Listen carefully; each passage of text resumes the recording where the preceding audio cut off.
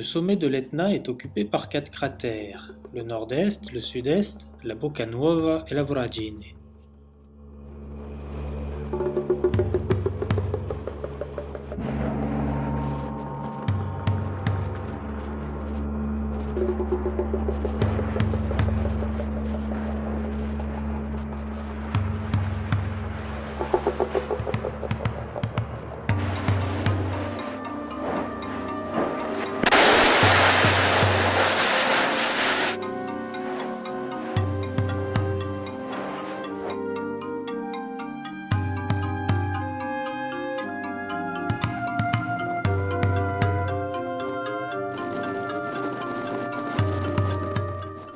Un cratère est une dépression grossièrement circulaire qui se trouve le plus souvent au sommet d'un volcan.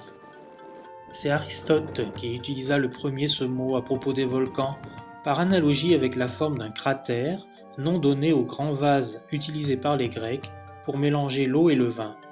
À cette époque, le vin était trop épais pour être bu pur. Le terme cratère est à rapprocher du verbe grec keranoumi signifiant mélanger.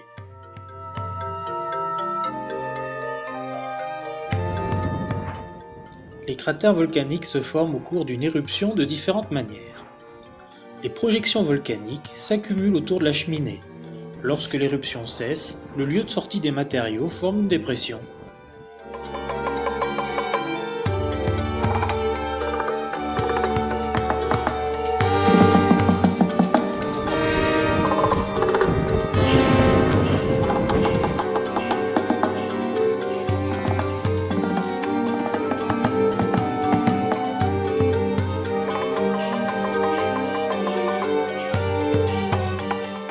Les explosions qui éjectent les matériaux volcaniques peuvent arracher des parties plus ou moins importantes des parois du volcan autour de la cheminée volcanique, créant ou agrandissant un cratère. On parle alors de cratère d'explosion.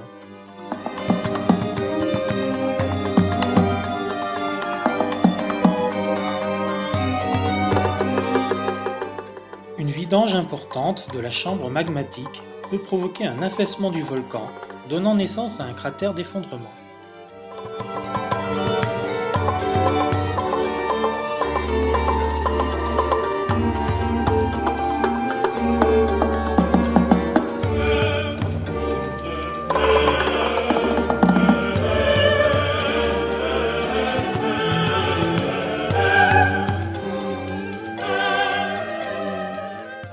Les cratères peuvent être égueulés ou alignés le long d'une fissure.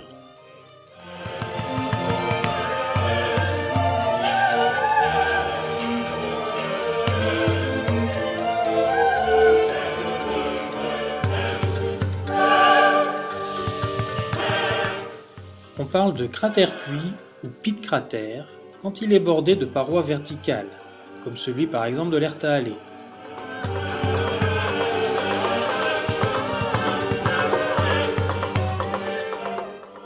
Au fond du puits bouillonne un lac de lave.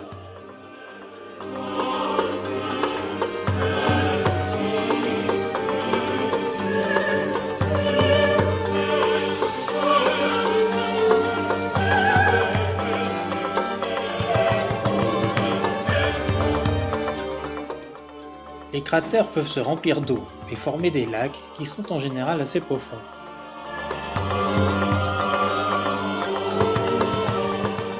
Un autre type de cratère témoigne du choc d'une météorite à la surface de la planète. Il s'agit de cratères d'impact, comme ceux qu'on peut observer sur la Lune. En Islande, un forage géothermique qui a mal tourné a provoqué une violente explosion à l'origine de ce nouveau type de cratère, les pas faits exprès.